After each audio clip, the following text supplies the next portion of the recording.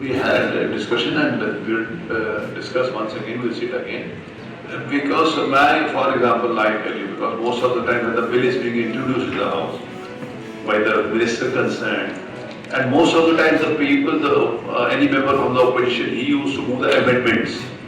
And when the speaker, when the minister, he tells about the bills and what the bill is. And one member from the opposition, he used to just speak for the amendment, and that was just a formality. But in the speakers from different states, they have to come forward. ಎಲ್ಲ ಪ್ರತಿಯೊಂದು ನಮ್ಮ ವಿಧಾನಮಂಡಲದ ಕಾರ್ಯವಿಧಾನದ ಪ್ರತಿಯೊಂದು ವಿಚಾರವನ್ನು ನಾವು ಚರ್ಚೆ ಮಾಡಿ ಅದನ್ನೊಂದು ಅತ್ಯುತ್ತಮವಾದವನ್ನು ತೆಗೆದುಕೊಂಡು ಬೇಕಾದ ಕರೆಕ್ಷನ್ ಮಾಡಿ ಅದನ್ನು ಸಬ್ಮಿಟ್ ಮಾಡೋ ಜವಾಬ್ದಾರಿ ನಮ್ಮ ಸಮಿತಿಯ ಜವಾಬ್ದಾರಿ.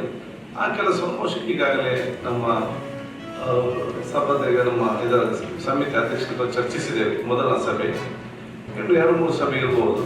ನೆಕ್ಸ್ಟ್ ಸಭೆ ಈಗಾಗಲೇ ಡೆಲ್ಲಿಯಲ್ಲಿ ಮಾಡಲಿಕ್ಕೆ ತೀರ್ಮಾನ ಆಗಿದೆ. ಆದಷ್ಟು ಬೇಗ ಕ್ರೋಢೀಕರಿಸಿಕೊಂಡು ವರದಿಯನ್ನು ಸರ್ಕಾರಕ್ಕೆ ಸಲ್ಲಿಸ್ತೀವಿ. ಒಂದು ರೀತಿಯಲ್ಲಿ ಒಂದು ತೀರ್ಮಾನ ತಗೊಳ್ಬೇಕಾಗತ್ತೆ.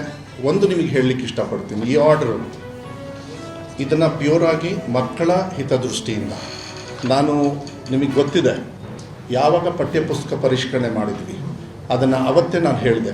ಇದು ಯಾರೋ ಪಕ್ಷದ ವಿರುದ್ಧವಾಗಲಿ, ಇದು ವಿಧಾನಸೌಧದ ಒಳಗೂ ಕೂಡ ನಾನು ಹೇಳಿದ್ದೀನಿ, ಯಾರೋ ಪಕ್ಷದ ಪರವಾಗಲ್ಲ, ನಮ್ಮ ಕಾಂಗ್ರೆಸ್ ಪಕ್ಷದ ಪರವಾಗಿ ಇಲ್ಲ BJPಯವ್ರ ವಿರುದ್ಧವಾಗಲ್ಲ, ಯಾವುದೇ ಪಕ್ಷದ ಒಂದಿದ್ರಲ್ಲ. In the interest of childrens ನಾವೇನೇ ತೀರ್ಮಾನ ಮಾಡಿದ್ರೂ, ಸೆಕೆಂಡ್ ಎಕ್ಸಾಮ್ ಇರ್ಬೋದು, ವೆಬ್ ಕಾಸ್ಟಿಂಗ್ ಇರ್ಬೋದು, ಯಾಕೆ ನಾವೇನೇನು ವಿಚಾರಗಳು ತಪ್ಪು ಅನುಭವದ ಮೇಲೆ ನಾವು ಮಾಡ್ತಾ ಹೋಗ್ತೀವಿ.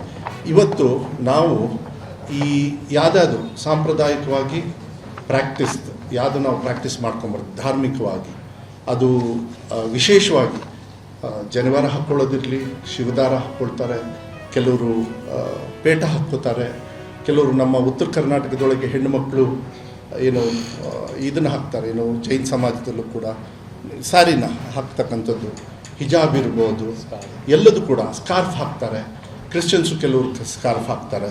ಇದೆಲ್ಲದೂ ಕೂಡ ಅವರ ಧಾರ್ಮಿಕವಾಗಿ ಏನೇನು ಅಲೌಡ್ ಇದೆ ಅದನ್ನು ಒಂದು ಗೌರ್ಮೆಂಟ್ ಆರ್ಡ್ರಲ್ಲಿ ಕರೆಕ್ಟಾಗಿ ಸ್ಪೆಸಿಫೈ ಮಾಡಿ ನಾವು ಶಿಕ್ಷಣ ಇಲಾಖೆಯಿಂದ 12ನೇ ಕ್ಲಾಸ್ವರೆಗೂ ನಮ್ಮ ಶಿಕ್ಷಣ ಇಲಾಖೆಯಲ್ಲಿ ಏನೇನು ಶಾಲೆಗಳಿದ್ದಾವೆ, ಯಾವುದೇ ಥರದ ತೊಂದರೆ ಆಗಬಾರ್ದು, ಮಕ್ಕಳಿಗೆ ಕರೆಕ್ಟಾಗಿ ಕ್ಲಾರಿಟಿ ಇರಬೇಕು. ಅದನ್ನು ಭಾಳ ಮುಖ್ಯವಾಗಿ ಮಾನ್ಯ ಮುಖ್ಯಮಂತ್ರಿಗಳು ಹೇಳಿದ್ದು, ಶೈಕ್ಷಣಿಕ ವರ್ಷ ಶುರುವಾಗಷ್ಟಿಗೆ ಇದೆಲ್ಲದೂ ಕೂಡ ಬರಬೇಕು ಅಂದರು. ಇದನ್ನು ನಾನು ಸುಮಾರು ಒಂದು 10-15 ಮೀಟಿಂಗ್ಸ್ನ ಮಾನ್ಯ ಮುಖ್ಯಮಂತ್ರಿಗಳ ಜೊತೆಗೆ ಒಂದು 5-6 ಮೀಟಿಂಗ್ಸು, ಯಾಕೆಂದರೆ ಕ್ಲಾರಿಟಿ ಇರಬೇಕು, ಯಾರಿಗೂ ಮನಸ್ಸಿಗೆ ನೋವು ಮಾಡಬಾರ್ದು. ನಿಜವಾಗ್ಲೂ ನೋಡಿ, ಯಾವುದೇ ಒಂದು ಮಗು ಒತ್ತಡದ ಮೇಲೆ ಶಾಲೆಗೆ ಹೋಗುತ್ತೆ ಅಂತ ಹೇಳಿದರೆ ಅದರಂಥ ದುರಂತ ಅದು ಭಾಳ ತಪ್ಪಾಗ್ತದೆ. ಬಾಬಾ ಸಾಹೇಬ್ ಅಂಬೇಡ್ಕರಲ್ಲಿ ನಾನು ಇಲಾಖೆನ ವಹಿಸ್ಕೊಂಡ್ಮೇಲೆ ಸೆಪ್ಟೆಂಬರ್ 5ನೇ ತಾರೀಕು ಈಗಲೂ ಕೂಡ ನನಗೆ ನೆನಪಿದೆ. ಯಾಕೆಂದರೆ ಇದೆಲ್ಲ ಮಾಡಬೇಕಾದ್ರೆ ಕಣ್ಣಲ್ಲಿ ನೀರು ಬರ್ತದೆ. ಏನು ಅಂತ ಹೇಳಿದರೆ ಸಂವಿಧಾನ ಓದಿಸ್ತಕ್ಕಂಥ ಒಂದು ಕೆಲಸ ನನಗೆ ಓದಿಸ್ಲಿಲ್ಲ, ನನಗೆ ಗೊತ್ತಿಲ್ಲ. ದಿನೇಶ್ ಅವರಿಗೆ ಆ ಟೈಮಲ್ಲಿ ಓದಿಸಿದ್ರ, ರಿಜ್ವಾನ್ ಅವ್ರಿಗೆ ಓದಿಸಿದ್ರೆ ನನಗೆ ಗೊತ್ತಿಲ್ಲ ನನಗೆ. ಆದರೆ ನಮ್ಮ ಮಕ್ಕಳಿಗೆ ದೇಶದ ಒಂದು ಪ್ರೀತಿ ಬರಬೇಕು.